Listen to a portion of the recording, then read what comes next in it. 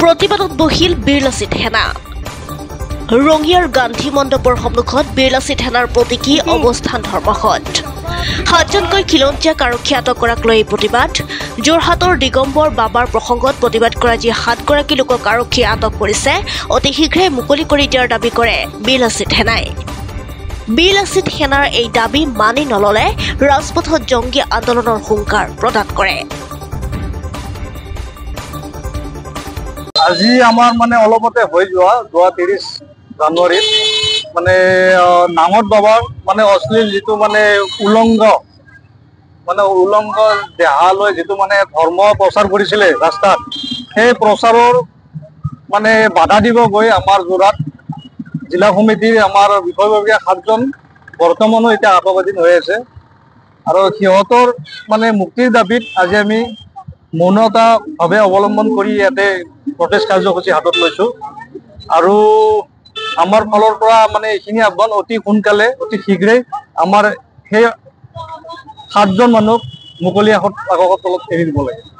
আৰু যদি হয়, আজি যেনেকে আজি মৌনতা অৱলম্বন কৰি পিনে আজি আমি কাৰ্যসূচী হাতত লৈছো, অনাগত দিনত আমি ৰাজপথত ওলাই আহি ইয়াতকৈ জংগী আন্দোলন কৰিবলৈ বাধ্য হম। ধৰ্মৰ নামত উলংগ কিয়? ধৰ্মৰ নামত অশ্লীল কিয়? কোনজন ভগৱানে নাঙত হৈ পিনে আহিছিল পৃথিৱীত? সেই গতিকে বিশেষকৈ বহিৰাগতখিনিক কৈছো, আপোনালোকে জ্যোতিপ্ৰসাদ আগৰৱালাৰ নাম শুনিছে নিশ্চয়। জ্যোতিপ্ৰসাদ আগৰৱালাক আমি সঁচা এজন অসমীয়া বুলি কওঁ, কাৰণ তেখেতে অসমীয়া কৃষ্টি সংস্কৃতিক আঁকোৱালি লৈছিল। আৰু আপোনালোকে জ্যোতিপ্ৰসাদ আগৰৱালাৰ নিচিনা এজন প্ৰকৃত অসমীয়া হোৱাৰ কাৰণে চেষ্টা কৰক।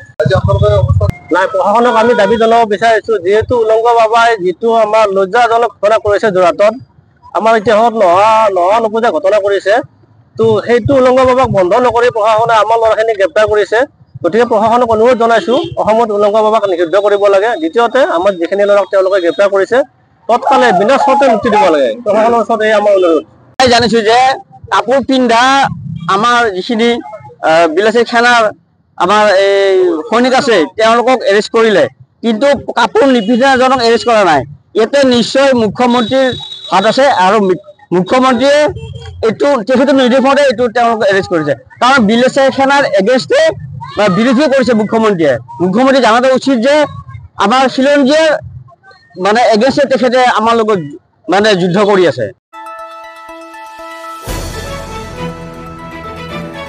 দ্য নিউজলেণ্ডছ, অবিৰত তথ্যানুসন্ধান, আপোনাৰ সেৱাত খবৰ সন্ধান।